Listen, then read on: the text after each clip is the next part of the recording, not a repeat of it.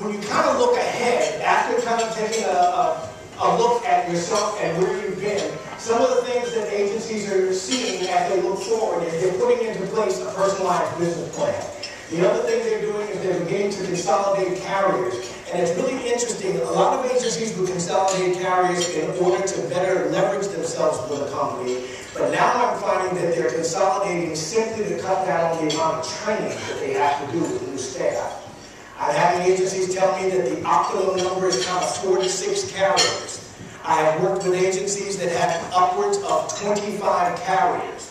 And when you think about the amount of training that goes in place and the amount of systems that have to be learned, there's a lot of additional activity that takes place in an agency that has 20 or an agency that has 4 to 6. Also, agencies are beginning to review their advertising budgets.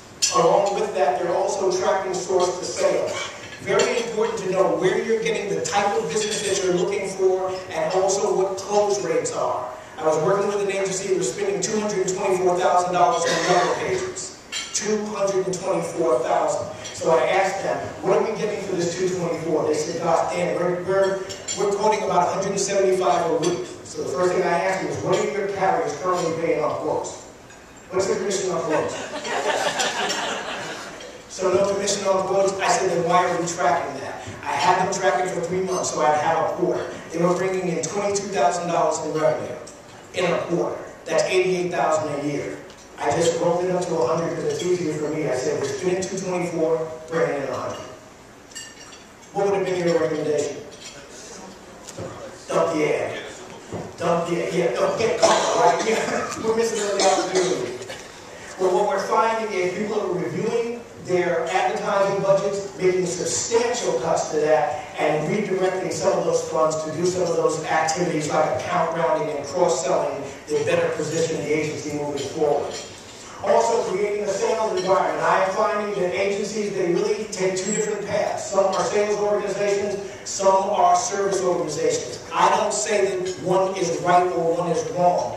But I am seeing more and more owners begin to find a way to become more of a sales organization as they move forward. Sales organizations, they look different, they speak differently, they act in a different fashion. And I believe that's where I see our industry going. They take the time, the training, and the tools to get their folks on board with more of a sales concept. They try to find ways to track lost business. I was with an agency in San Diego, California. Their number 2 source of new business, second to referrals, was lost business. Tracking lost business, knowing which clients you want back. He realized that 72% of the business that he loses, he really would like to get back. That means that there's 28% that they're high-fiving and chest bumping that they're gone. But there is a large percentage of clients that agencies would like to have back. He writes 53 to 55% of the business that he loses. The other thing that he says about folks that he gets back, when we get them back a second time, they're lifers. Tracking lost business makes a lot of sense, especially in the environment we find right now with folks shopping so much. Many people who leave your agency realize they've made an error, but they're embarrassed to come back to you. What he does is he sends out a letter 30 days after they left the agency. He sends it out on green paper. It's in a green envelope, and the heading on the letter is, the grass may not be greener. Sorry we lost you as a client. We continue to keep your records on file. In the event that the situation you've entered into does not meet with your expectations, please feel free to get back to BH Gold. New hiring practices. I have never seen agencies step outside of the box with hiring like I'm seeing today. I was just mentioning to one of my friends right down from here, an agency, his last 3 account managers / CSRs all came from cell phone providers. The nice thing about these folks is these are folks who already know how to sell. These folks also know how to read a contract. Have any of you ever tried to read your cell phone contract? You'll go running and screaming back to a Form 3 or 4 just for the language. He hires only people who have a sales knowledge, and he says he will teach them insurance and teach them the way he wants. So I'm seeing a lot of agencies step outside of the traditional box of hiring CSRs who come over with experience. And I'm seeing this more frequently than not. Systematic marketing is something that they know that works because they're tracking the results. Agencies are also becoming more consultative to make sure that they are covering needs of a client. Also, greater staff accountability. Some agencies are getting very dogmatic in how they hold their staffs accountable. There's one gentleman, I really love what he does. He has a sales meeting every single Monday morning. There are only 4 questions he wants answered when everyone comes to the meeting. How much did we round last week? How much did we cross-sell last week? If we were short of meeting the goal, what's the variance? And 4, what do we plan on doing this week in order to make it up? Every meeting is the same every week. He applauds the positive results, and he makes sure that they check the variances and let people know what they're going to do to make those up. This is accountability that I have not seen in the past. Agencies are also becoming infinitely more efficient than they have been in the past. There are a lot of agencies that are truly inefficient in how they conduct their business. Keep in mind, as you look at your agencies and how you do things, you want to try to find a way to take out the inefficiencies, which will leave a more efficient process. I'm sure all of you are kind of familiar with this. When I think about accountability, one agency in Albuquerque, New Mexico, this is kind of what we see on our computers when we haven't used the keyboard in a while. You used to seeing that move around? Here's the screensaver on this agency's computer. It's the production report for the month. In descending order, going upward of where people are to go. I was in their office in the middle of the month, so as of May 16th, person up at the top of that had already hit go. I'm feeling pretty bad for Frank down at the bottom. But these are some of the things I'm beginning to see when agencies start to hold folks accountable. That comes up every 4 minutes of inactivity, and the keyboard comes up on every time I'm in the agency's office. Dual monitors is almost the price of admission for doing this business. How many folks, by show of hands, are currently dual monitoring? Do me a favor, I see a lot of hands that are not up. Please find a way to speak to someone. Dual monitor, folks, good thing, bad thing. This is the most inexpensive way of increasing your productivity that has ever happened in this industry. I've been in the industry for 35 years. I have never seen something that does as much at the CSR desk as dual monitors. Last year I was in 39 agencies that had all gone triple because they had already been dual for a number of years. I've seen agencies that will take that third monitor and turn it up vertically for 8.5 by 11 documents and a court form so you no longer scroll up and down. This is a must. Any agency that I walk into and I see, the minute I see a single monitor, I say, we've got to change these before we can even talk. It makes good sense to do this at that CSR desk. I said this before, there is no silver bullet for how to do this. It has to be taken in stages, but there has to be a commitment. We have to go past dreaming about having an agency that's going to be more of a sales organization. We have to begin to implement things and do those things in stages. We have to kind of practice REO, and I love REO. REO is the relentless execution of the obvious. Some of those things that are obvious in our business are asking for referrals at every positive interaction with a client. When I talk to agents and I ask them if they're getting the number of referrals they feel they should get, more often than not, they tell me they are not getting them. And what is usually the answer to why they don't get them? They don't ask. We've got to find a way to ask. You bring too much to a client's situation to not ask for referrals. Very important. I work with an agency in Pennsylvania. I love what they do. Every time they sell new homeowners, have you ever ridden by a home and seen a sign out front, this home recently sided by ABC Siding? He gives them a sign, this home recently insured by, and it's agency name.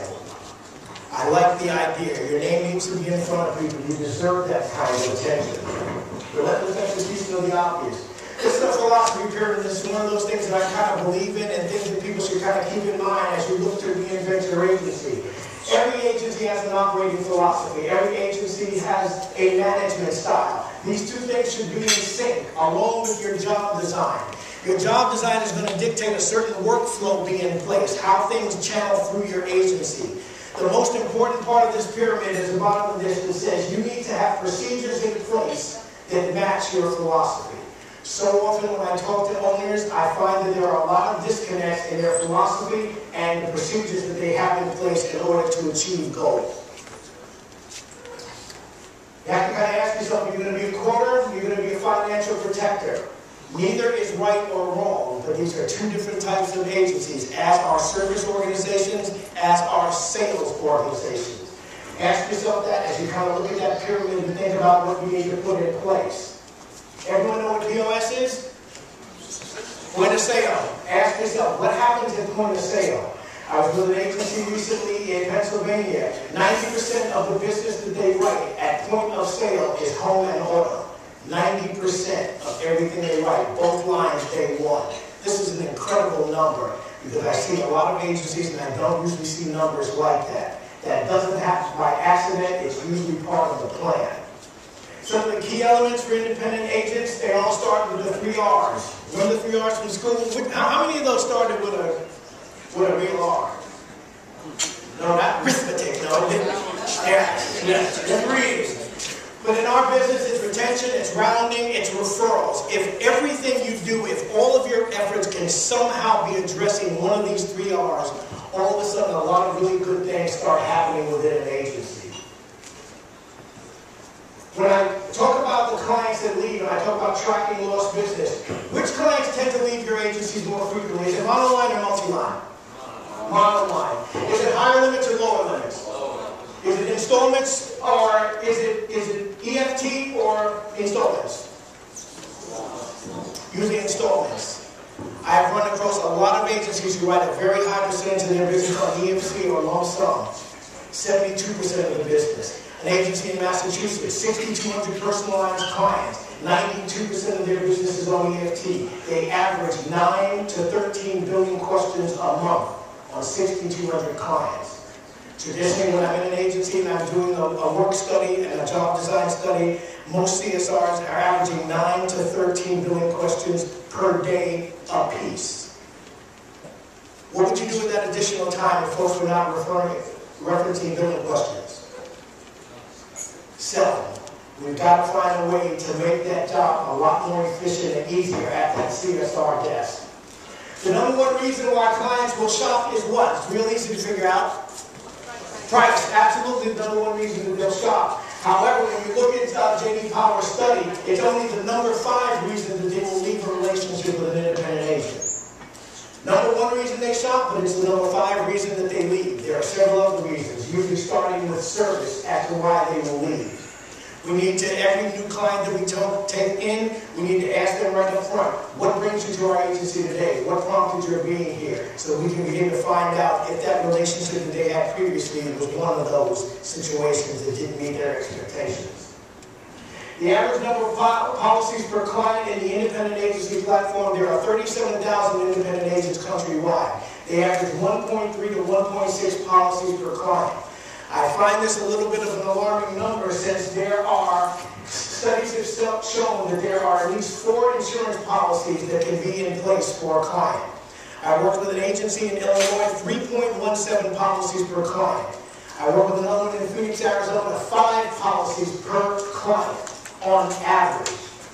These numbers are achievable if we begin to put those things in place and begin to hold folks accountable for this.